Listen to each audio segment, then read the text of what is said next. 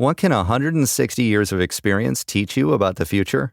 A lot, especially when it comes to protecting what matters. At Pacific Life, we've helped people and businesses confidently embrace the future with life insurance, retirement income, and employee benefits. With strategies built on strength and trust, and a promise to be here for you today and tomorrow. Ask a financial professional how Pacific Life can help you today. Pacific Life Insurance Company, Omaha, Nebraska, and in New York. Pacific Life and Annuity, Phoenix, Arizona. From 1989 to 1995, nurse Kristen Gilbert murdered 4 of her patients at the Veterans Affairs Medical Center in Massachusetts, and she's suspected of killing dozens more. On Mind of a Monster, a podcast from ID, criminal psychologist Dr. Michelle Ward dives into Kristen Gilbert's twisted mind to try and find out why she killed her patients and how she was able to do it in front of her colleagues. She speaks with detectives, journalists, nurses, and victims' families to unpack Gilbert's life and crimes on Ward C. Listen to Mind of a Monster, The Killer Nurse, wherever you get your podcasts. Chicago, March 2nd, 1976. A savage double murder rocks the city. 2 young lives snuffed out in their prime. And the killer?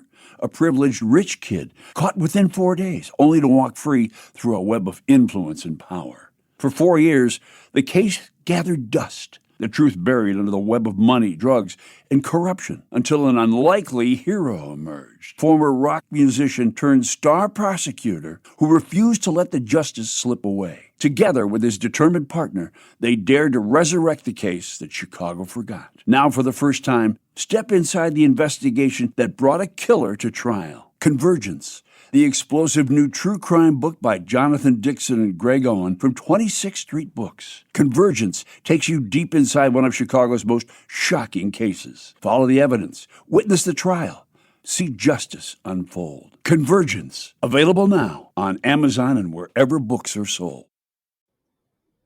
Before I start today's episode, I want to share some thoughts about life. It's a miracle that we exist. If you think of all the things that happened for us to be here, all our ancestors who survived wars, famines, persecution, genocides, slavery, disease, it's evident that life is a gift. We are all so unique, and in our uniqueness, we're irreplaceable. And if life is a gift, we are all precious. Yesterday, I found out the news that my friend, Jessica Olive Cash, a researcher for this podcast and others, and a host of her own podcast, Version of Events, died. I wrote in a Facebook post that Jessica was a miracle, like we all are, and a gift from God. She was a shooting star that streaked across our lives, brief, brilliant, and unforgettable. We may suffer without her, but God never promised we could have her forever.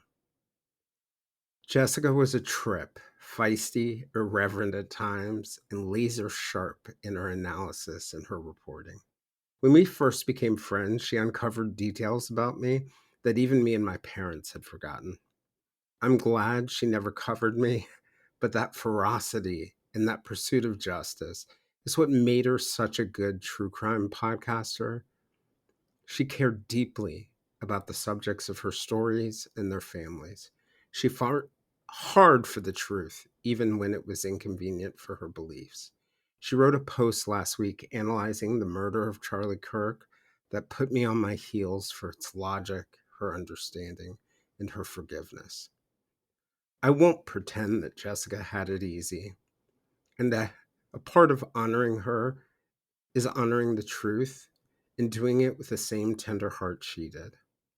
Jessica suffered from mental illness and was in recovery from addiction and was open about those struggles. While I still do not know what happened, I know that night can fall fast for those of us who are suffering from depression. If you're ever feeling alone in this world, if your demons are ever telling you that there's a way out, if you're ever feeling as if you're not loved, reach out to somebody. touch somebody. Fight to know how much you are a unique and precious miracle, how much you are a gift. Jessica was a transgender woman, and that was a part of her identity and who she was fighting for. But she also fought for others who were marginalized or suffering. She helped research several of our most impactful episodes, including the disappearances of Ashley Loring Heavyrunner and Layla Santinello. The world wasn't always kind to Jessica, and she admits her mistakes. But I do think in the world's lack of kindness to her, that's how she was able to emphasize for those who were suffering. When she died, she had a stack of apology letters that she was holding on to because one of those tenets of Alcoholics Anonymous, that you should make amends, but only where it would do no harm. She had sent some of those letters and was holding on to the others for the right moment. Not to get those friendships back, but to do the right thing, even for those who had wronged her and were continuing to harm her. And so if you're listening and you were supposed to be on the end of one of those letters, know that she loved you and she forgave you. A few days before Jessica died, she shared a post that inspired me to write the post that's pinned on my Twitter account right now.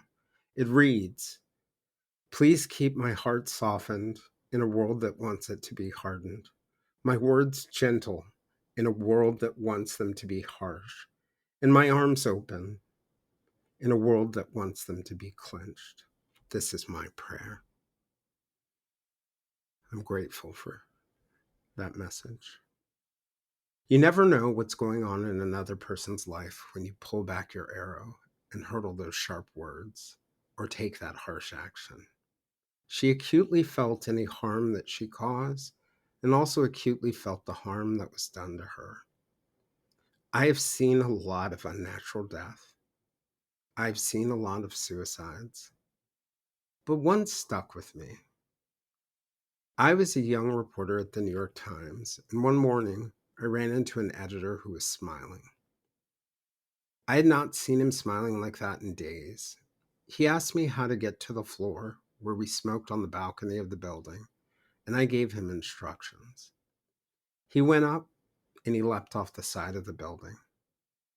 I was telling a fellow podcaster that story this morning, pointing out how I never talk about it because I feel such a sense of guilt. The podcaster I was talking to, in her stroke of remarkable wisdom, told me that perhaps God put me on the paths of those people who I had seen commit suicide so they could experience some warmth and kindness. I know that Jessica was at peace. So I encourage you all to spread that warmth, love, and kindness as Jessica would. Jessica was the bridge between so many of us that would sometimes become frustrated with each other, and she loved us all the same. I'll miss that glue. I'll miss her brilliance. In the middle of all the conversations I had yesterday about her, I took out my phone and sent a message to someone close to a friend of mine I had become estranged with. And I told this person that if something ever happened to me, let the other person know that I loved her on earth, that I will love her wherever I am, that I appreciate her, and that I know she will carry that baton of love on. I encourage you all to pick up that baton that Jessica left us and find a way to pass along some love. It's what she would have wanted. Jessica is among those who have taught me that suffering provides a path to love other people so much more deeply. I hope to see you all on that path.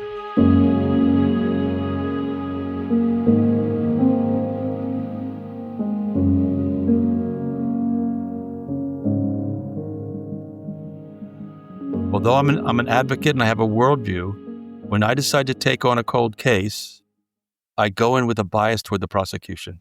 I assume they're guilty. And I have to prove to myself that they aren't guilty before I'll try to write something that shows that they are not guilty. A lot of people who are advocates go in with the idea, I'm going to free this person. But that puts blinders on you. You will brush aside stuff that contradicts what you are looking for.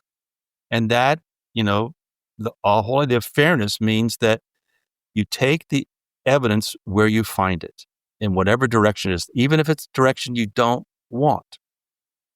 But it gives your work more integrity if you do that. That's Mark Pinsky, who's interviewed Ted Bundy, covered the trial of Jeffrey MacDonald, and written on everything from the gospel according to The Simpsons to a recent book on a 1970 unsolved North Carolina murder. This is the Silver Linings Handbook podcast. I'm Jason Blair.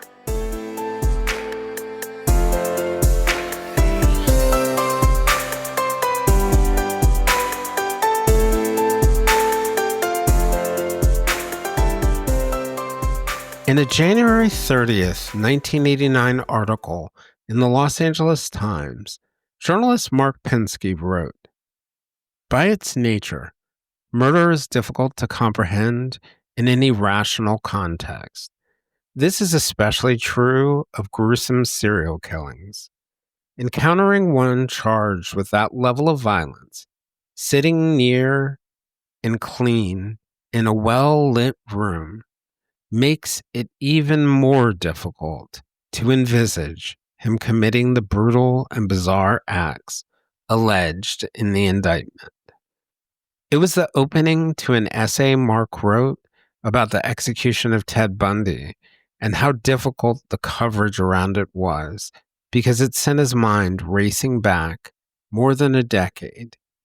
When he walked into a county jail in Tallahassee, Florida, to sit down to talk to the serial killer. Mark was a freelance writer at the time based in North Carolina and covering sensational murder cases in the South. In his essay, Mark wrote about the awkwardness of being a journalist and its, quote, many occupational hazards, profiting from the misfortune of others, not being the least of them. For a reporter, he wrote, that if you acknowledge the horror of what you see, you risk becoming emotionally paralyzed. But if you shield yourself from it, you end up doing a disservice to your readers by making it seem all too routine. The journalistic coup of interviewing Bundy is a long and winding story. When Mark walked into Bundy's cell, the serial killer was listening to jazz on a college radio station and said he had been listening to NPR. He sounded like your average, well-read, well-spoken, college-educated, conservative white man. And in many ways, Mark believes that's why he wasn't captured more quickly. Like most people, a journalist interviews in jail. Bundy told Mark that he was innocent. Cracked jokes, talked about his home life, his time in college, and his time on the road. His humor even extended to his current predicament. Bundy was but one of Mark's journalistic scoops in his decades-long career as a journalist and author. Among other feats, Mark interviewed and covered the trial of Jeffrey MacDonald, the Army doctor at Fort Bragg, accused of murdering his wife and children, and whose cases took twists and turns for decades. He covered several important racial justice stories, including the Greensboro, North Carolina Massacre, a deadly 1979 confrontation where members of the Ku Klux Klan and the American Nazi Party shot and killed 5 participants in a racial justice march, including some of Mark's Duke University classmates and friends. His career has taken him through the American South, into Cuba and Haiti, to Turkey, to the Yucatan Peninsula, and Northern Ireland, and the Vatican. Mark was born in Miami, Florida, raised in a southern New Jersey suburb, and was a civilian volunteer with the Israeli Defense Forces on the Sinai following the 1967 Six-Day War. Over the decades, Mark has written about social justice as a part of his political activism and has done straight news reporting for the Los Angeles Times, the Orlando Sentinel, the Raleigh News and Observer, and the Greensboro Daily News. At the Times, Mark began covering televangelism and religion and went on to become a religion reporter for the Sentinel, where he wrote about evangelicalism's rise and even authored several books, including The Gospel According to The Simpsons, The Gospel According to Disney, and A Jew Among the Evangelicals. Mark also authored a book on the unsolved 1970 North Carolina murder of Nancy Morgan, a federal anti-poverty worker who was brutally murdered. In 2012 and 2013, Mark returned to crime reporting, covering the fatal shooting of Trayvon Martin in Florida. Today, we're going to discuss journalism and murder, serial killers and trials, racial and other social injustices. We're going to discuss covering the most sensitive topics from religion to race, the natural curiosity of a journalist that creates the lens that helps others see into the world. And we're also going to talk about where we're headed into the future.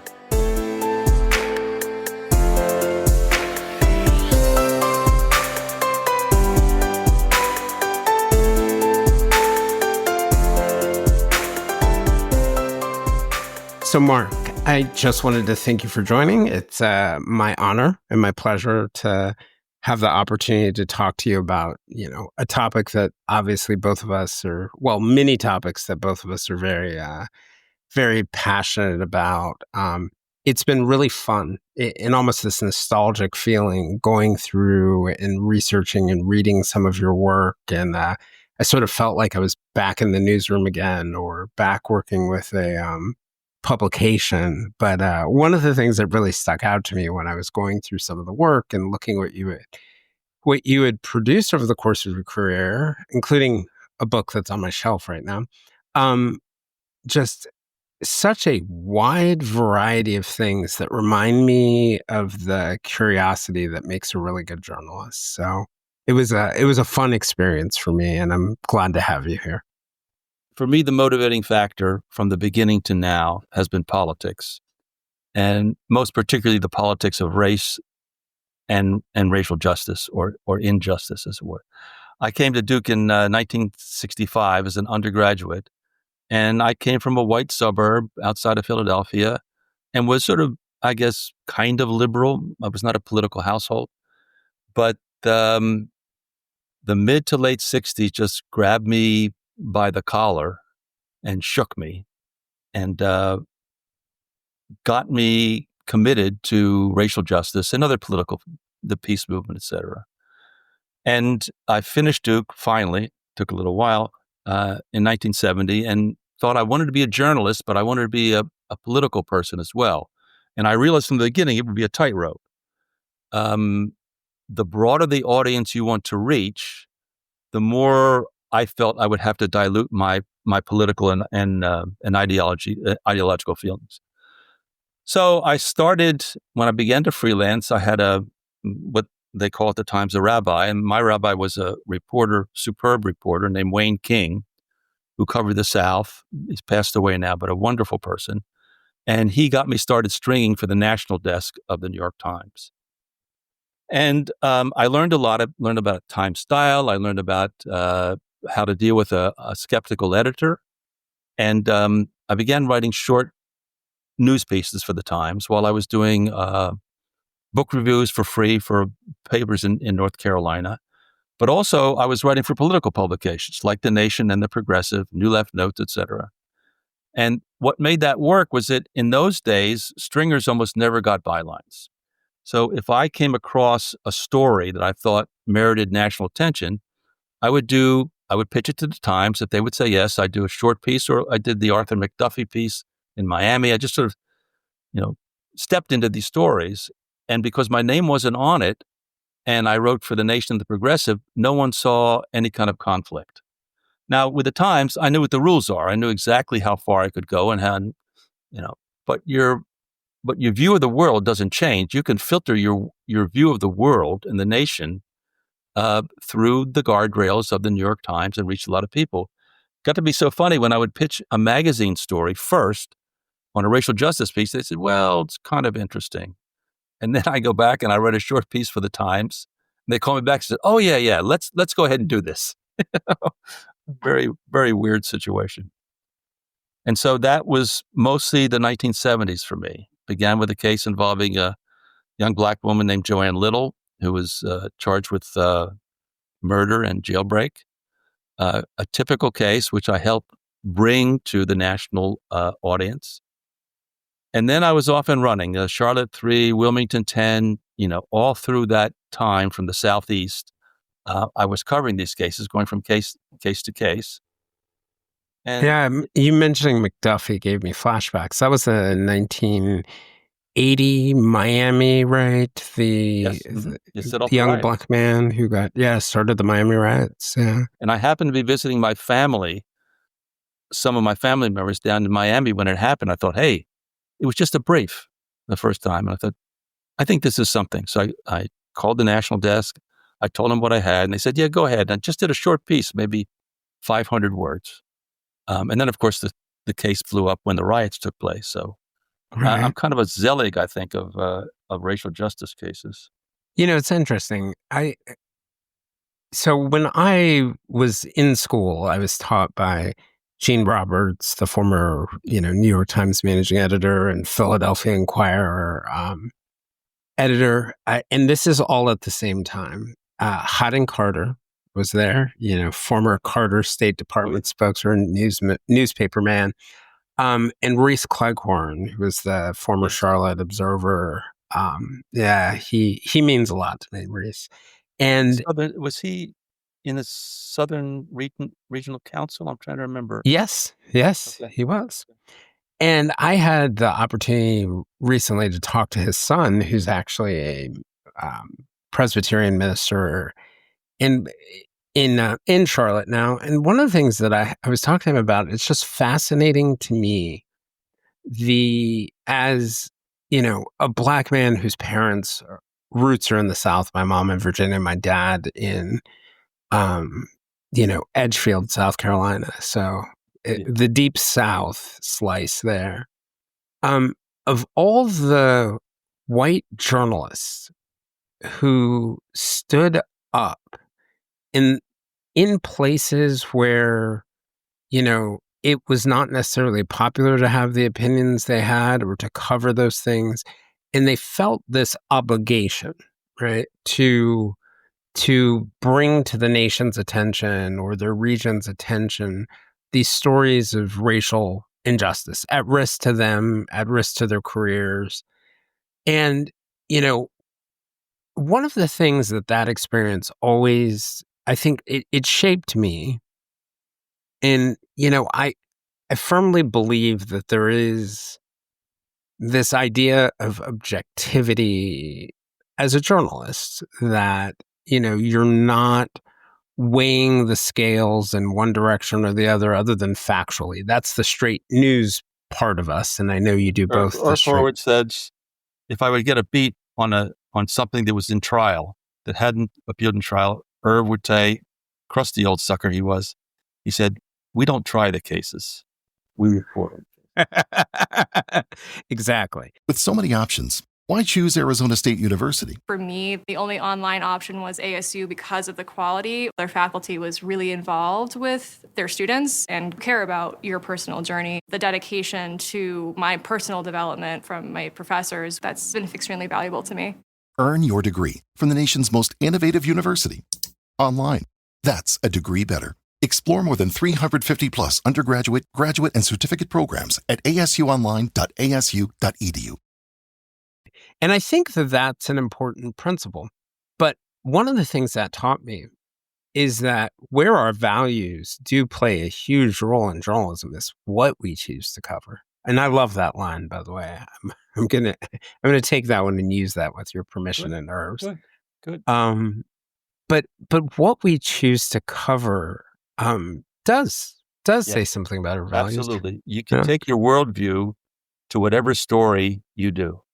And my goal has always been from the beginning, was not objectivity, but fairness.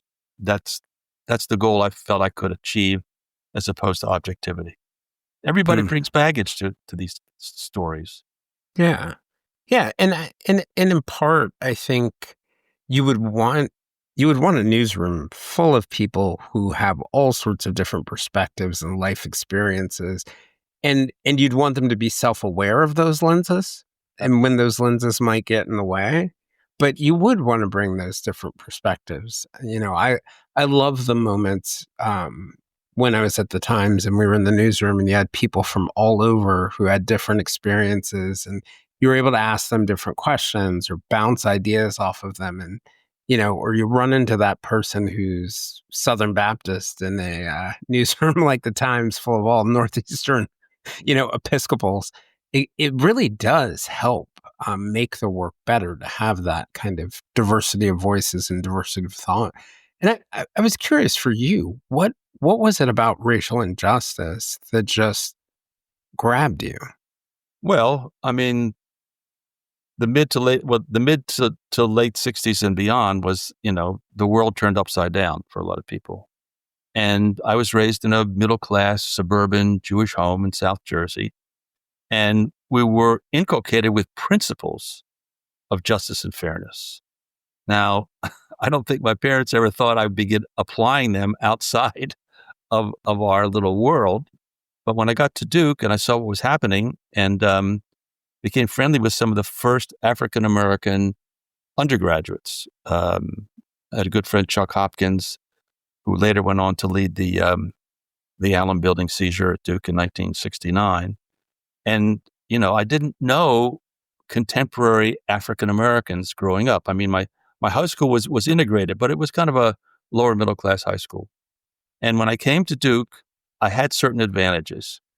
Before I came to Duke, summers I worked sometimes for my father's furniture store delivering. And the crew chief was an African American man, a former Marine. And the first time I encountered him, here was a guy in authority over me, highly competent, and I didn't know anybody like that. And then another summer I worked in the drug department at E.J. Corvette Pharmacy. And my boss there was an African-American man, another Army veteran, and he was my boss, a position of authority. And then when I got to Duke, just by happenstance, and I thank my lucky stars for it, my academic advisor was a man named Samuel Du Bois Cook. And he was the first Duke faculty member who was African-American. And I was a political science major, and he taught introductory political science as I took his course. And he had this huge influence over the rest of my life. He's passed, but he still is there. And so the difficulty I might have had about not being exposed to educated African Americans who in authority, I got a little bit of a break on that when and then just the fairness that I learned at home clicked in. I began applying it, and there was a lot of outrage, obviously, because what was going on to civil rights workers, and I was too young for the Mississippi summer, the COFO summer. I wanted to go, but I was still in high school. My parents would have never have let me go on, but I had great respect for them, and also for Goodman, Cheney, and Schwerner. Another reason for outrage. And so I found out that I could write. And I wrote for the Duke Chronicle. And the good thing about that is it was the most concentrated, educated audience I've ever had. This is going to 5,000 people who are all college students or graduates. And so that's what launched me into this, commitment to racial justice and opposing. And the whole thing about the disproportionate use of capital punishment for people of color, and especially in the Southeast, that also was sort of interwoven. I mean, I covered a case we called it the Dawson Five from Eastern North. That was the Georgia case. The Tarboro Three, I get it mixed up, in Eastern North Carolina, where these 5 young black men were accused of raping a white woman. And they faced the death penalty. I mean, in those days, the death penalty was still applicable for non-capital cases, non-murder cases. And so it was just, if I needed to be bitch slapped about the way the world worked, at least in the Southeast, that experience did it, living in that part of the country, traveling little by little, writing about these cases from Charlotte to South Georgia to Northern Florida. I covered death penalty cases in North Carolina and in Florida too. And there are patterns that that repeat. Smaller towns passed by the civil rights movement, they would still get away in the 70s with some horrible things if we didn't turn the spotlight on it, which I tried to do when I could. We did it all through the 70s until November of 79, when I got a call from the desk, the Times desk, national desk, saying, this anti-Klan demonstration over in Greensboro. I said, yeah, I know some of the people there. I thought it was a stupid thing to do, so I didn't even pitch it to you. He said, well, you better get over there because they're dead people there, people shot down. So I jumped in my car and I went, from my knowledge of Greensboro, the hospital I knew where the worst wounded would be were the dead. And I walked into the waiting room and, it was like a charnel house. I mean, people, bloodstained shirts, in shock. And one of my friends and classmates from Duke came up to me and she said, which side are you on? Are you on the side of the big media or are you on the side of the people? And boy, that woke me up. I'll tell you, because the desk just want to know at that time who was alive and who was dead. And one of the dead people was another classmate of mine, a friend of mine, Mike Nathan. And so it became somewhat less abstract at that point. And at that point, I kind of walked away from murder for a while because I just, I was commuting between the Bundy case and the Jeffrey MacDonald case. And then this thing came along. So I just kind of had it as much as I could have it for that time. And that was the Greensboro Massacre, where members of the Ku Klux Klan and I think the American Nazi Party ended up, firing on peaceful demonstrators who were demonstrating against racial injustice. Right. They were leftist, anti-racial people. Some, but not all, were members of the Communist Workers' Party. And as friends before this happened, I said, you're making a mistake here, who you're picking a fight with. And they called their demonstration the Death to the Klan rally. Ooh, yeah. And then they showed up and they were outgunned. The two people had pistols on the anti-racist side. And these guys had heavy weaponry, and it was a slaughter. You mentioned that idea that it became real.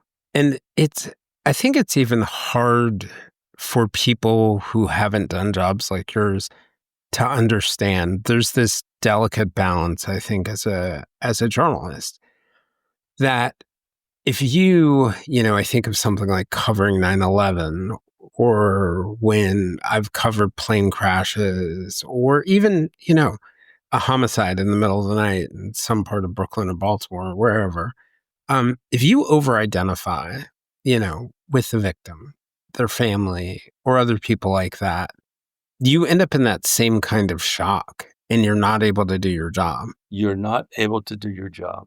And if you under-identify, then everything comes out like it's, a cookie cutter widget. And it's a tough thing to navigate. I take care never to feign empathy. I can feel sympathetic to someone who's just lost a family member. That's fine. But in terms of, now, it's a kind of a small world when I was down in North Carolina. So there were people who knew me. And in fact, one time I was covering actually the aftermath of the Greensboro Massacre. I was covering for the national desk. Hal was my supervisor out of Atlanta.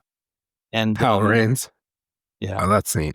And then Claude Sitton, former Timesman, in that great cohort of 60s civil rights reporters, was editor of the Raleigh News and Observer. But he knew my politics. And he called Hal and said, do you know who this guy is? You should pull him off, blah, blah, blah. And to Hal's credit, he A, did not pull me off the story, and B, never told me about this, and I heard about it third hand later. Wow. Because, I mean, Claude felt that I was over-identified, and there was a rumor that I was sleeping with one of the widows, and just, but I never got that till after I was finished. And, I'm grateful for that. And you always have to stand or fall on what's on the page, and if they can say, you left this out or you left that out, you are vulnerable, Yep. obviously. And you're only as good as your last story. When I was I was a bad boy. When I was at the LA Times, they put me on night cops and courts. And I, as if hitting the eject button on my career at the LA Times, I did a piece for the Columbia Journalism Review saying on the emotional cost of covering violent crime sex. And I said, if you don't let the horror of what you're reporting come through to the reader because you're afraid of it will damage you, you're cheating the reader. But if you over-identify, you run the risk of not giving the full picture. I mean, as a cops reporter, you have to don a certain amount of emotional armor. And because that it'll kill you. It'll destroy you if you don't. It'll destroy you and it will blind you. Yes, precisely that. Right. And so you just have to pick your way through these things. You convey enough of the horror to be fair to the reader, but not so much that you'll destroy yourself. I remember once telling someone who wasn't a journalist that the pursuit of the truth is a cold yet sympathetic endeavor. I think about things like, your sources or a victim's family member, or, the truth doesn't need to do any unnecessary harm, but the truth also sometimes requires doing things that people may not love or like, or and I think that is a particularly difficult part of it. One of the things I wanted to ask you about, you conducted an hour-long interview with Ted Bundy. You covered the trial of Jeffrey MacDonald, the North Carolina, I think it was Army captain who was accused of murdering his wife and children.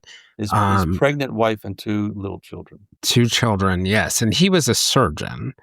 And that's the one with the elaborate story that some people have heard about the woman with the floppy hat who may have been involved in it. And he told a story. Acid is groovy, kill the pigs. Right. And on the coffee table where the attack allegedly took place was a bloodstained copy of the Esquire article, about the Mansons. Right. Like an inspiration. And, you've done all those kinds of things. You've also written the gospel according to the Simpsons, which I want to ask you about because I own that book. I got a good chuckle when I realized, wait a second. Hold on. I knew that. The same guy? Yeah, I'm like, that's the same guy. That is actually literally what I did. I said, I must be confusing 2 Mark Pinskys as I researched. Luckily, your website clarified that piece of it. But, when I think of something like that, the Ted Bundy one, you got him 10 years before he was executed, when he was saying he was innocent, and when other people couldn't get in. How did you pull that off, and what was he like? Well, amongst the lawyers who came to the defense of Joanne Little, which was a big case, was an emerging death penalty specialist named Millard Farmer. And he basically wrote the playbook for keeping people off death row. And I got along with Millard very well. There's some big personalities there. I can't think of his name. Anyway, I'll think of it later. Anyway, and I had and I wrote some more about him because I liked the way he worked. He was from rural Georgia, white guy, strong anti-racist. And so we hit it off. And then I guess maybe a year or two later, he calls me and he said, Mark, how would you like to interview Ted Bundy? I said, Millard, what are you doing there? That's not your kind of case. And frankly, it's not my kind of case either. He says, yeah, I know, but they called me because they thought it was a hopeless case. And if you want, I'll get you in. I said, he was in jail in Tallahassee at the time. I said, Millard, how are you going to do that? And he said, well, it's simple. Wear a suit, carry an attaché case, and look white. That, or we'll throw you in the laundry cart and push you in, one or the other. and true to his feeling, he just walks me right in. Nobody asked twice. So just as if you were an attorney. Right. I never said I was an attorney. I don't lie. I don't. I know. I don't, but I keep my mouth shut. I once had a dean at the University of Maryland say to me, you can get into any building as long as you have a clipboard and a pen and you walk with a sense of purpose.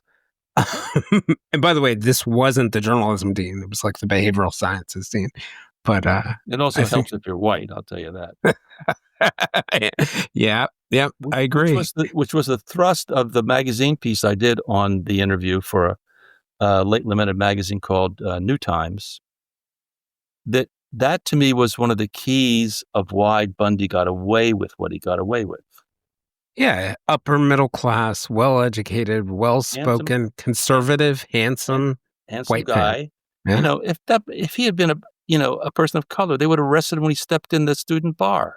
I mean, and it's only that sort of that racism which undergirds so much of American society, how that enabled him to do what he did and get away with it for so long. That on one end, we have this, I think about things like what's happening with immigration right now and customs enforcement. And, the Trump administration is literally trying to argue to a court that we go to places where we think immigrants are going to be. And if they fit the racial profile, they're literally saying this to a judge. If they fit the racial profile, if they speak Spanish, or what was the fourth element? There was a fourth element that they had. If they speak Spanish, if they fit the racial profile, and there's the potential they might flee. We're gonna throw that in. Detain them, right? Yeah. No matter that they're screaming, I'm a citizen, I'm a citizen. Correct. And so on one end of the spectrum, we have this over-enforcement that's based on bias, right? That's just based on absolute bias that causes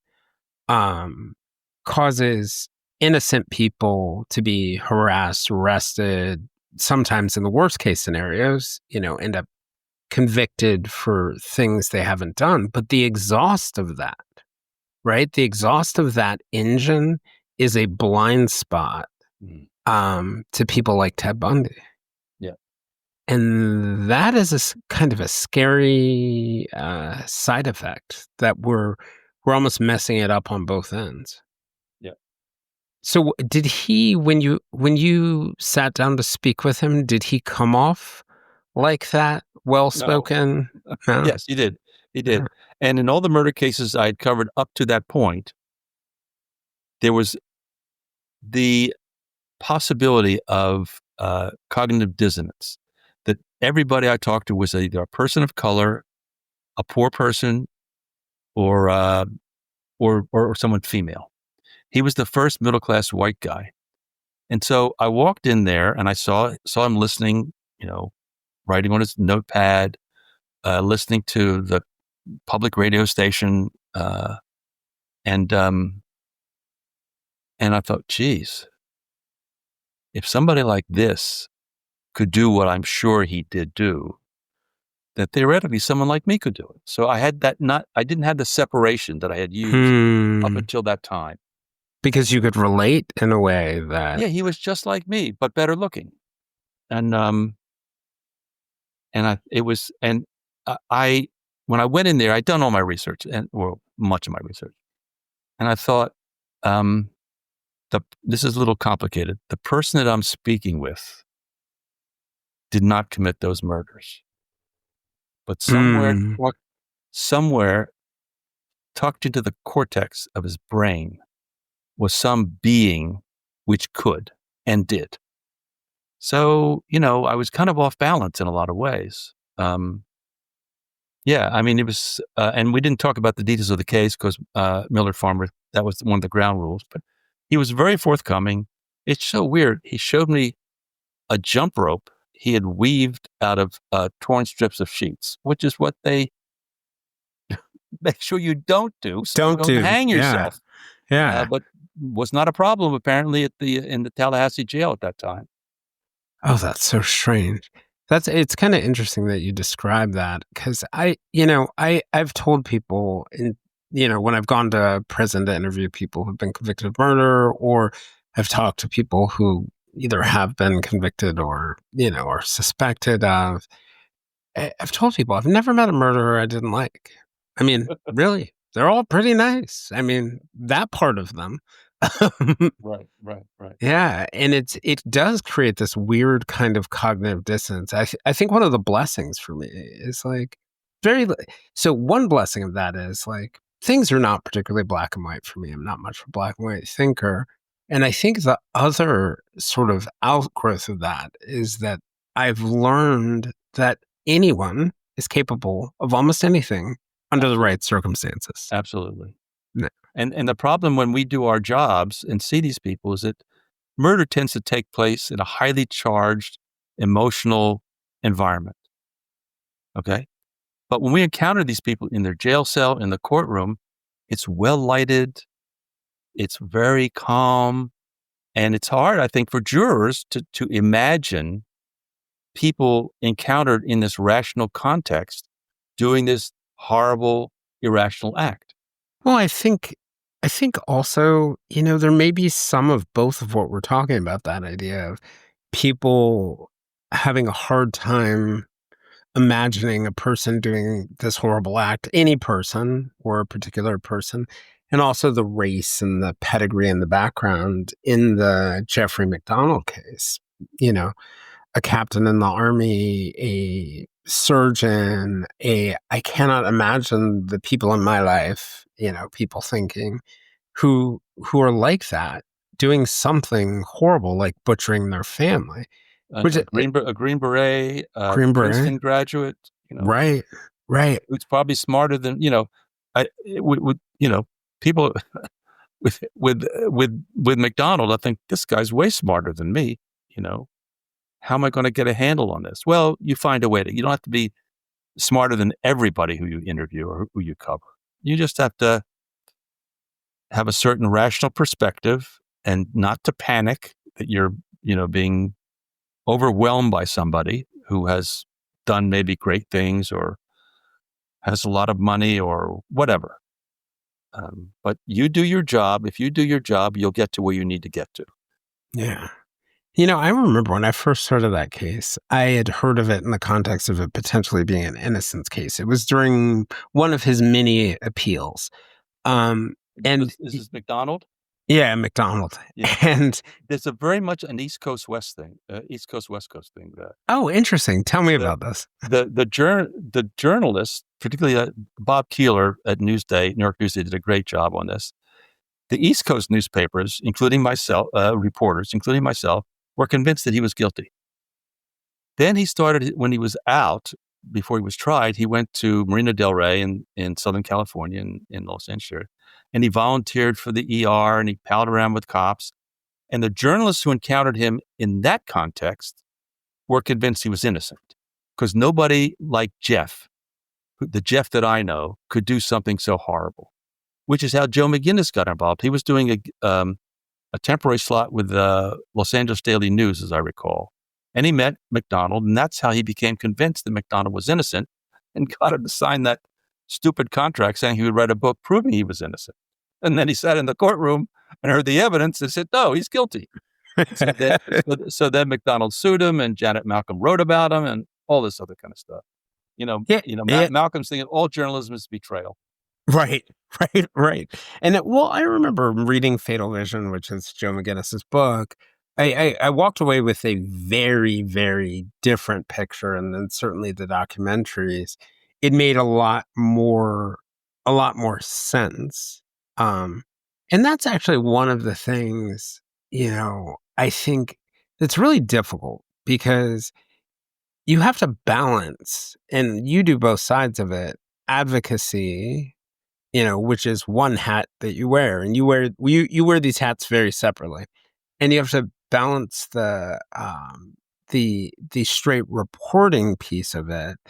And it just made me think of the story of you working for the Associated Press in Raleigh and getting fired for, Mayday. Tell me about that story. Mayday 71. Right. Well, I'd finished Duke, and I got a job as a probationary employee with AP in Raleigh covering the legislature. And I learned a lot. I think I learned more in 6 months with the AP than I did 9 months at the J School of Columbia. But anyway, I did learn a lot. And but I still had this notion that I could wear two hats. And so on May Day 71, it was on a Saturday, I was off work, and I got arrested, for the demonstration.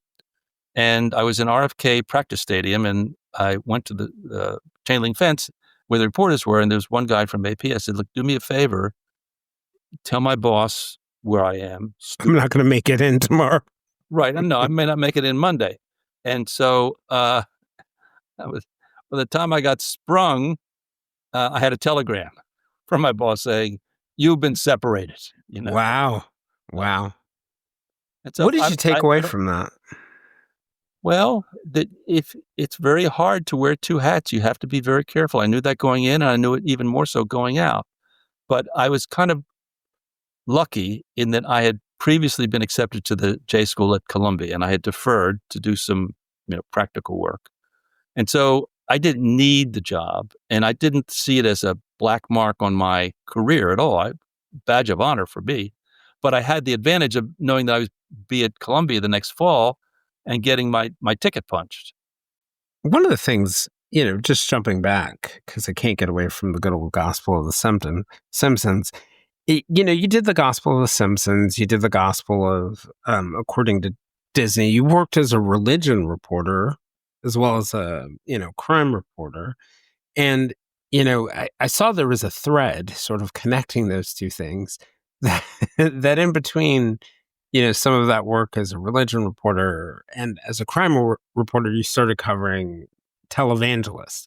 And I was like, wow, that's the perfect time to start covering televangelism, because for those who don't remember, televangelists, before even sort of like, I think the more recent evangelical revolution, there was quite a revolution of televangelists springing up all over, but it transitioned, at least to some of them, into a criminal syndicate, I would say.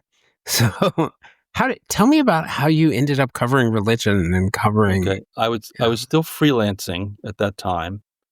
And this was the era of PTL, Jim and Tammy in Charlotte. I didn't cover the story, but I could see it developing. And I can remember the day later I said, they're in Pulitzer territory here.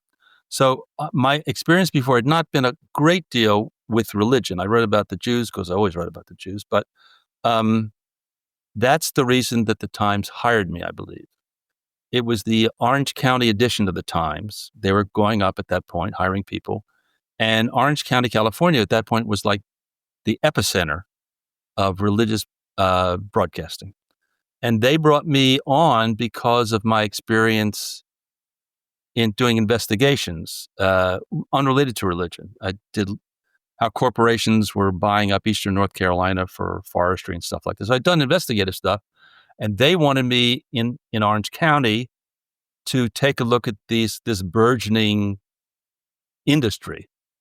And it also helped that the person who hired me, Narda Zucchino, who was editor of the Orange County edition at the time, happened to be married to Bob Scheer, an old lefty. And so she was not put off by my politics. She liked my politics. But in terms of skills, they wanted me to take a look at the televangelism in Orange County. And that got me launched. And I learned a lot and got prayed against a number of times, I was later told, to to no good effect. I would have to say also.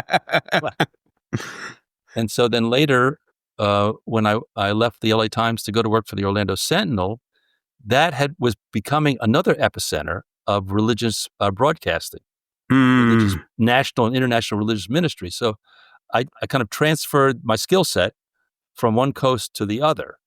And right, that worked out because pretty well you because had that coincided with the political rise of white Sunbelt evangelicals. right, So, right. and that was the Disney boycott of the Southern Baptist boycott of Disney, and I rode that wave for a good bit. And I knew all these people by that point, the leaders of it, Because during that movement. time, you had, the old school was like Billy Graham and his radio ministry, but you had Oral Roberts, Jimmy Swaggart, Jim and Tammy Faye Baker, Jerry Falwell, not a televangelist, although he tried to box into the Baker space, but Yeah. yeah, Actually, to the Pat Robertson space is where he was gaming. right, and that's the Christian Broadcast Network, and those were such fascinating and interesting times. So that put you on the sort of that rise, like you said, the Southern Baptist Disney boycott. That was when was that? Then let's see, 87. Mid 80s. No, that would have been the late 90s. Okay, so it would have been the late 90s. Yeah. So really, you're really talking about at that point moments away from sort of the evangelicals and the Tea Party and kind of a lot of what were the aftermath of we're kind of in the aftermath of that space right now. Well, I was going to ask you a question since we were in the space of religion. Someone who covered that evangelical movement during that time, and I know there are plenty of sincere people who are part of those movements. What did you make? Were you surprised when the evangelicals backed Trump in 2016? Yes and no. I learned a lot about evangelicals more than my reporting beat, but my life. I lived among evangelicals in Central Florida. There was PTA, Scouts, rec, sports, and I would be in the stands and talk to people without the sort of mediation of my reporter's notebook, which I did use with the leaders. So I was learning something from the leaders, but they were kind of smooth characters. But I was also learning about rank and file people. And I liked them. I disagree fundamentally with them on theology, culture, politics, but they're good people. If I wanted to rent my house, I wouldn't hesitate for a moment, to rent it to an evangelical. And some of my actually, without resorting to cliche, some of my close friends are evangelicals. They're anti-racist, but what I saw coming, and this is a key point, and the people who write the books include this, but at the end of the George W. Bush administration, if you may recall, he put together a compromise immigration package. Yes, yeah. And it looked like it was smooth sailing. And the leaders of the evangelical movement, who had been changing on race, you have to give them credit for that, the Southern Baptists in particular, they got on board right away. And all of a sudden, there was a revolt amongst the grassroots evangelicals. This sort of ugly anti-immigrant thing just yanked the chain of all these evangelical leaders. And that, to me, marked the beginning of a teller about what was to happen. And I have written sympathetically about white evangelicals for years, but this sort of ugly strain of racism, probably residual from decades, and an anti-immigration feeling just welled up. And I think that constituency was ready for Trump. That's how I see it anyway. Yeah. Do you think America's sort of what I would call its original sins, relate to racism? W.B. Du Bois. Right. W.B. Du Bois. The color bar is the one of the 20th century. Yes. Yeah. Yeah. I mean, if you even go back before chattel slavery, and you look at the history from Columbus with the Native Americans to So certainly the indigenous people and then, chattel slavery with blacks. Do you see race appearing in almost every story? Because I No. think, No, I yeah, don't. I I think think, it's often there. But part of my job, I assume part of your job, is to not find things that aren't there just because you would want them to be there. correct. Yeah. Yeah. You just play by the rules. Write the story. Not every story is going to be, To Kill a Mockingbird. It just isn't. It'll be there often, or it used to be there fairly often. It's not there always, but it is pervasive and it's intractable. It really is intractable in terms of certain elements of the American populace. Yeah. Sad, Yeah. but And I think it's difficult sometimes to see, kind of going back to your Ted Bundy example. It's difficult to see where it can show up, but that's, part of the reason we had talked about Gilbert King's Devil in the Grove. One of the things that I think is so powerful about hearing those stories, I think of the work that Gilbert has done on the, what many people believe is the wrongful conviction of Leo Schofield Jr., who's a white man who grew up in Florida's, what's the saying in Florida, the further north you go, the further south you are. um he was in Lake County area. yeah. And it's really interesting. I was talking to Gilbert, and one of the points that he was making was that actually all these systems that were set up that created injustice for Black people, one of the side effects of that is that it is embedded in our criminal justice system, and that if you are poor and you are white, you can suffer some of those same consequences. And I'm curious, just, you've done a lot around innocence and wrongful convictions. Is there some reworking of our system that we should think about when it comes to criminal justice? I think organizations like Project Innocence, and oddly enough, tabloid TV, have become a secondary area of appeal for injustices. And every time the Justice Project or something like that, Duke has one at their law school, exonerates someone, it makes people think twice. And Barbara Bradley wrote this book, I think I reviewed it, about this case in Dallas, and how through the course of this case, attitudes changed where the assumption was of guilty. If you're in jail, you're guilty. If you're convicted, you're guilty. It's now saying, well, maybe yes and maybe no. And I think that's changed it, not in the judicial system itself, the formal judicial system, but in these other projects. And again, tabloid TV, serial podcasts, they become almost a secondary appeal system, which is outside of the legal system, which is very slow to change. Yeah. And in some ways, that's what the media has long been, the appeal of last resort for an assortment of different things. It's a kind of interesting framing of it, too, because I think one of the effects of that, at least for me, speaking of my experience, I wonder what you think about this, that some of those cases, going back to Kurt Bloodsworth in Maryland, who was, one of the first cases where DNA ended up exonerating him in a rape case, to some of the more recent ones, I think it may make more conscientious jurors who expect more from the prosecution and expect more from the state when it wants to wield the power to take away somebody's freedom. And I think do you think that is something that's happened? Yeah, I think, well, two things. I think one, these projects have had an effect. The other thing is these TV dramas, the docudramas, which make my job harder, is that, in real life, we don't have flashbacks to know what really happened when people pretend about what happened. So that makes it difficult. It's like if you're a defense attorney, your job is to prove that your client didn't do it. You shouldn't be obligated to tell them who did do it. That's not a requirement, but people in the jury box and watching TV at home expect that.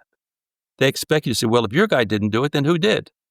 And that puts too much of a burden, I think, on these defense attorneys. I remember Reverend Ben Chavis, who was the leader of the Wilmington 10, once told me, he said, the wheels of justice grind exceedingly fine and rarely in reverse. Yeah, we have a proclivity toward finality. Right. Yeah. And that's one of the easy parts about covering criminal trials, I always say. Some of my colleagues don't like it when I say this, but it's one of the easier beats along with politics in that it's a ritualized drama. It's assembled every morning when the trial happens. And then it is a ritualized drama. And at the end, there's a resolution. Not always, but almost always. There's sometimes we'll get a hung jury or mistrial, but mostly you have resolution, which life can be, and many of our stories tend to trail off into ambiguity. And readers hate that. They don't present me with a systemic problem and not provide me with a solution for it. You won't get a Pulitzer for that. I mean, if you look at the Pulitzers and the calendar, the ones that have the best chance are the ones that present a problem and a solution, whether it's accepted or not, in the same calendar year. Don't present a problem in 1 year and a solution the next year. I always tell people, when you start seeing big investigative series ginning up for late October, early November, you know what's happening. Right? Yeah. But people want that editorial at the end saying, we've showed you this problem, and here is what we propose as a solution. Right. Without that kind of conclusion, it's very hard to win a prize or win over readers or viewers. Right.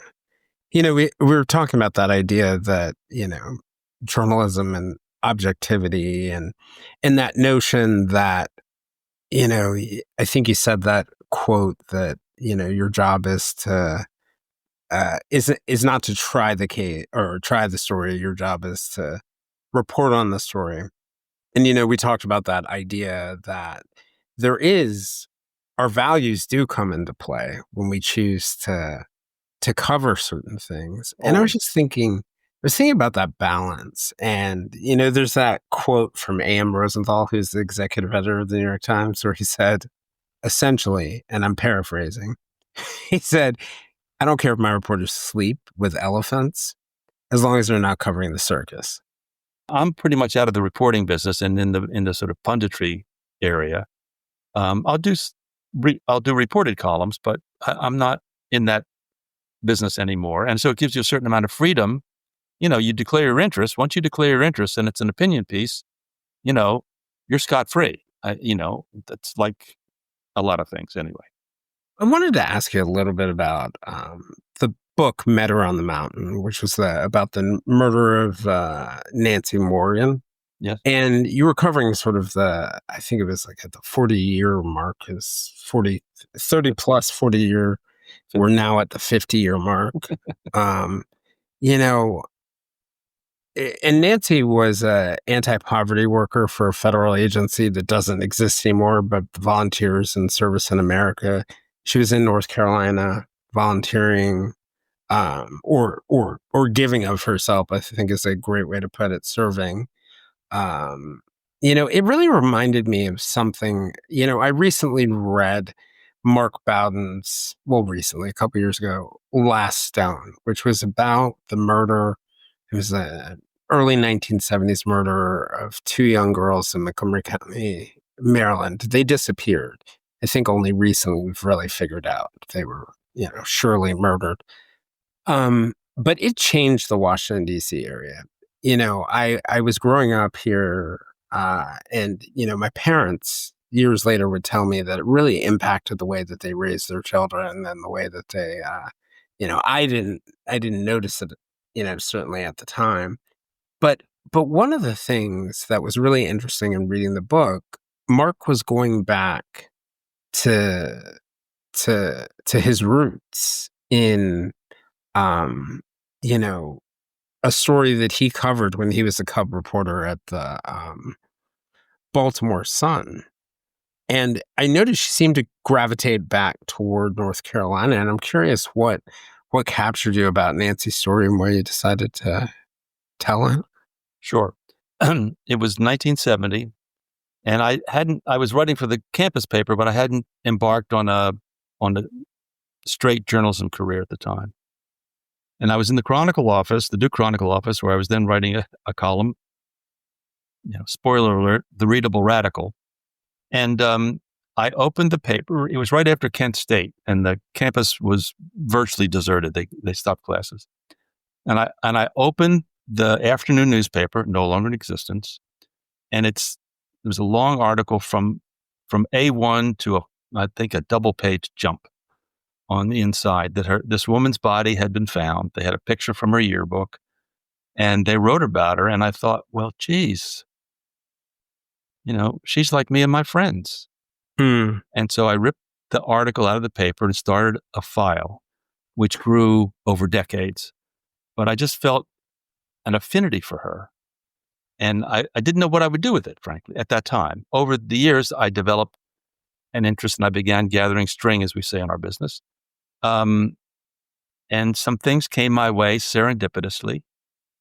And as I earned my chops as an investigative criminal and courts reporter, I was more armed to take on that case. So I did all these other big murders through the 70s.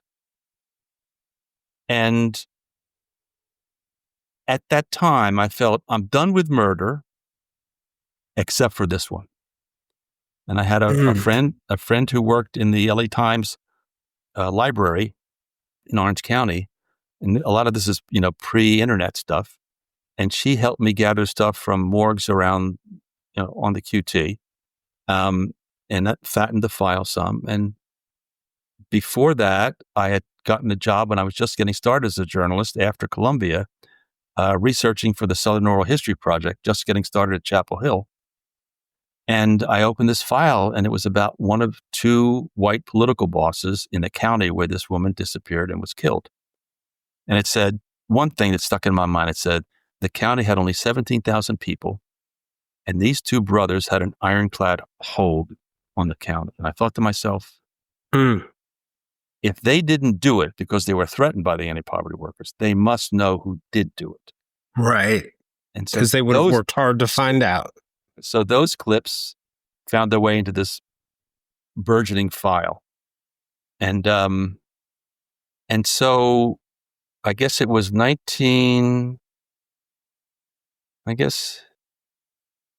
80s, I think. I began going up to this county in Madison County in Western North Carolina, and 2 weeks, a week in the spring, a week in the fall. And I used to joke that 50 weeks a year, I was Homer Simpson. And 2 weeks, I was Philip Marlowe. And it was a process. And sometimes I honestly felt that I was in a movie, because this murder had not been solved. And the people who did it or their families were probably still walking around there. And they might not look too favorably on somebody kicking that pile. Yeah. But I finally had the tools to do it, having waited so long to do it. So it was the early 90s, I guess, that I began making these trips. And 1 week in the spring, 1 week in the fall, and I had no deadline, I had no contract. So I could spend as much time as I felt I needed to until I started going up there in 94. And by around 2012, my brother, Paul, a member of the Maryland State Senate at the time, he said, it's really about time you sat down and wrote, What was Madison County like, and what has there been any progress in the case? Well, let me go back and say the origin of Bloody Madison dates to the Civil War, when Madison County was divided and the blood was shed between white people, for the most part, of whether to support the Union or not to support the Union. It ended with an atrocity of 14 boys and old men who were massacred by Confederates who thought they had a beef and they didn't. And that got the original name. Now, if I jump to today and where we are, I think between the time when I wrote the book as a hardback in 2013, there have been huge advances in DNA. In particular, something called generational genealogy, by matching from the genetic genealogy work. And I saw that emerging. The prosecutors loved it. They could, hang all these unresolved cases and solve them, and hold a big press conference and do all this kind of stuff. And it seemed to me that they had told me, the state medical examiner told me that although it was primitive in 1970, they had preserved DNA from Nancy Morgan's body. And they still had it. One time they brought it out and said, this is what it is. And I thought, well, why don't they apply genetic genealogy to this? And I tried the sheriff, I tried the attorney general, I tried the governor, I tried the state lab, and I never got a response other than we're working on it. So my assumption was, and I put this in the 2022 updated paperback of the book, a new chapter, saying that either they lost it or it degraded, and they didn't want to cop to that. And so I may be wrong. They may be still working on it, but we're now at about 4 years since I first requested, and never got a serious response. So I figured, again, either they lost it or it degraded, so they couldn't use it, but they didn't want to own up to that. Yeah, so we're at 55 years since the murder. And also, there's always the possibility of a deathbed confession. Right. And I got a confession of a guy who's in jail, but for complicated reasons, law enforcement did not accept his confession. But he talked about 4 people who were involved in this with him in the kidnap, rape, and murder of Nancy Morgan. And some of those people are still alive. Their families, some of them are still alive. And at some point, it would not surprise me if someone came forward with some much more plausible formal evidence. Yeah. That region, it's an interesting part of the world. Very colorful. And, I went up there for basically 20 years. Yeah. Well, I think a lot of people, I was having a conversation with someone recently who was trying to define the South for me, and they drew a map, and I said, well, you got to cut out all Appalachia. You got to go in there and cut that out, because it's a different world. It's like you mentioned, the Bloody Madison story. That's same region where the concept behind the movie Cold Mountain came from. Yes. Yes. But the thing is, what I found, I went in with a sort of caricatured notion of what I would find. And I fell in love with Madison County. And I fell in love with most of the people I met in Madison County. It's one of those beautiful places in the world with the mountains and the streams and the rivers. And, I came in with this idea that there was some sort of plot about the powers that be to murder Nancy to frighten off all the other Vista peoples because they threatened the status quo. But the evidence didn't support that. Now they did know, well, some of them knew what happened, but they weren't involved. It turned out to be a crime of opportunity. Some ne'er-do-wells who drank too much and, had too much testosterone or no place to put it. And that's what I found. So that's what I wrote. That's, if you have rules for yourself, as Bob Dylan said, to live outside the law, you must be honest. And if you have a point of view and the evidence does not support that point of view, you have to go where the evidence takes you. And for some people in these true crime cases, if they're families of the victims who are convinced someone did it, it's very hard for them to accept the evidence which says the person they think did it didn't do it. Or the family of the convicted to say, you're campaigning for this person's innocence, but the evidence doesn't support that. And that's very tough for those people because they're committed to one thing and one thing only, exoneration. Right. And it's a delicate balance. I have a friend who's a former FBI profiler, and I remember her saying to somebody who wanted to look into her innocence case, we'll look into it, but Right. if we come out and find, that it seems like it, she also runs a podcast now. We're going to say, Is what we Juliet? think. Yeah. Julia Cowley. Yeah, she contacted me. Yeah. Okay. Yeah. She's a great person. It's funny. It's such a small world It you and is. I have It is. between Bill Adair at Duke and Julia, Yeah. and you worked with Hal worked with me. It really is a small world. And, I was going to ask you about something that you've said several times. I was curious about what you meant by it. And then I want to ask you about what you're working on now. But several times you've said that there were different points in your career where you were, in your mind, done with murder. What did you mean by that? It's just the emotional toll that covering all these grotesque cases.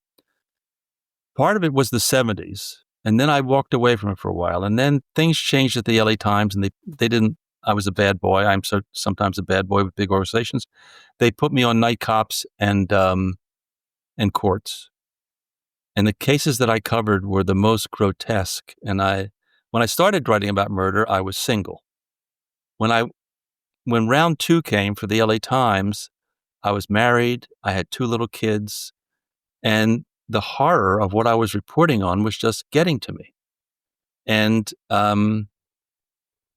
except for the sort of the Morgan case in particular, and the cases were just brutal. They were all capital cases in Orange County, California. The courthouse was in Santa Ana. And there was no greater context for these. These were just brutal. So why I got into it was because I chose my cases when I could based on the larger message they might have, the larger context they might have for racial injustice, for justice itself. But when you're on a beat and you only cover the worst of the worst, the capital cases, you sit and you listen to this degradation, which just makes you crazy. And that led to the piece I wrote for the Columbia Journalism Review on the emotional toll. And because the truth that people don't understand. It is. Most murder isn't a grand conspiracy. Most murder doesn't have a deeper meaning. Most murder is pretty stupid. Yeah, right. And brutal. And there are very few criminal masterminds that you see on TV. They're mostly thugs or poor people or mentally challenged people. When I wrote that piece, when that piece got published in the Columbia Journalism Review, because it was like telling tales out of school, and then I went on CNN, and it was like I hit the eject button on my career at the LA Times. But these things happen. I mean, it was true. I felt it strongly. I might have adhered to the no surprises rule that newspapers have about writing on the outside. Not that you can't do it, but they don't want to be surprised, and they were surprised by this and didn't like it. So anyway, I mean, if I hadn't left the Times shortly thereafter, I wouldn't have come to Florida. I wouldn't have accelerated my research on the Nancy Morgan case. I wouldn't have written the Gospel According to the Simpsons because my kids wanted to watch the show, and I said, I better watch it with you. I'm 78 now. I look back on my life, and you never know why things happen, but they do. And if I'm doing a piece, I want to freelance, and it doesn't get accepted, I think, okay, I'm not 25. I'm not trying to break in here. My whole career does not depend on this article, whether it stands or falls. And so I have gotten a bit more philosophical, still making what John Lewis called good trouble. As I said, we were working on this. But I tell you, there's a little piece to getting older and everything not being existential and doing, like you said, John Lewis said, making a little good trouble. There's like a freedom, an ability to, I think, be truthful on this deeper level. Yes. So what is it you are, what is it you are working on now? The story I'm working on now brings me back full circle to why I went down this path. And that is, in 1939, a very prominent white Episcopal minister on St. Simon's Island off the southern coast of Georgia, who happened to be a second cousin of Robert E. Lee, was working on his sermon in the rectory, and on a Saturday night for the next morning, and someone fired 2 bullets through his window and killed him. Oh, wow. And they couldn't solve it, and they couldn't solve it, and they couldn't solve it. And then, as happened in that place, in that time, I believe they found a patsy in a semi-literate African-American janitor who I believe had nothing to do with it. But what attracted me to the case, there was a lot of that going around, by the way. What attracted me to the case was, 1, he wasn't lynched right away. And 2, when he was convicted of first-degree murder by an all-white jury of a prominent white man, he didn't get the death penalty. He got life without parole. But that never happens. That never happened then anyway. And so the person who brought it to me made some connections for me, and we began researching it. I found an obsessed actor who gathered 20 years worth of research about the case, and it was like I was handed 5 years worth of research, some of which I could not duplicate. I know I couldn't duplicate it. And Can I ask you a question, though? Sure. You know, as a journalist, you get pitched all the time for all sorts of stories. And, you listen, you do your due diligence, but most don't really catch your attention. What was it about the story that just caused you to pause? The 2 things that caused me to pause was that at that time, in that place, this black man accused of killing a prominent white man was not lynched, first. 2, that the same defendant convicted of first-degree murder by an all-white jury was not given the death penalty. Those, to me, were red flags that something is happening behind the curtain here, or happened behind the curtain here.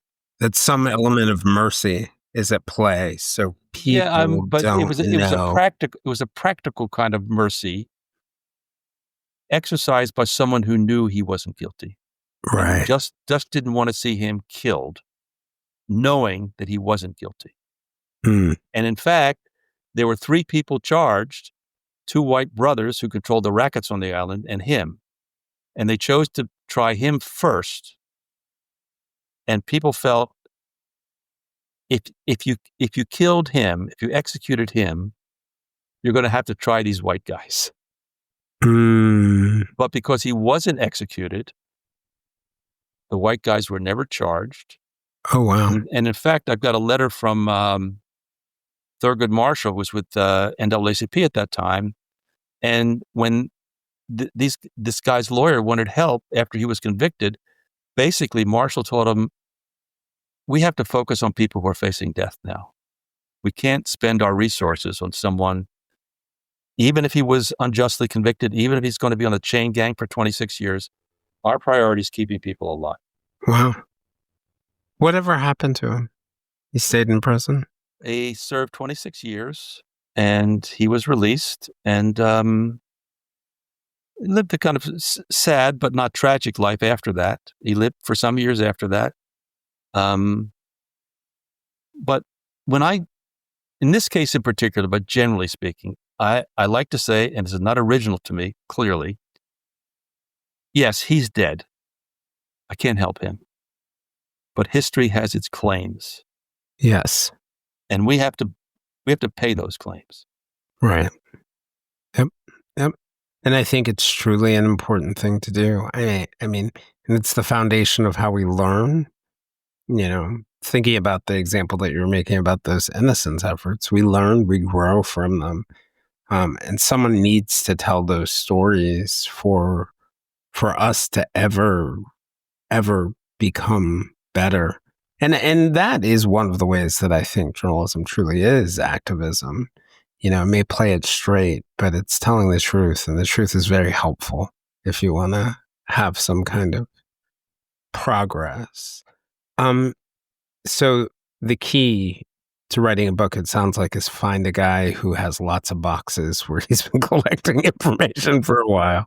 That's now happened twice in my career, and that's basically has been very helpful. I have to tell you, although I'm an advocate and I have a worldview, when I decide to take on a cold case, I go in with a bias toward the prosecution. I assume they're guilty. And I have to prove to myself that they aren't guilty before I'll try to write something that shows that they are not guilty. A lot of people who are advocates go in with the idea, I'm going to free this person. But that puts blinders on you. You will brush aside stuff that contradicts what you are looking for. And that, the whole idea of fairness means that you take the evidence where you find it, in whatever direction it is, even if it's direction you don't want. But it gives your work more integrity if you do that. Yep. And I'm not even sure what the purpose of it is if it's not for the truth. Anyway, Mark, this has been a fun conversation. I know it's been all over the place, but that's okay. I hope you can find a way to stitch it together if it's anything worth listening to. Oh, it's good. Oh, I know my listeners will enjoy every bit of it.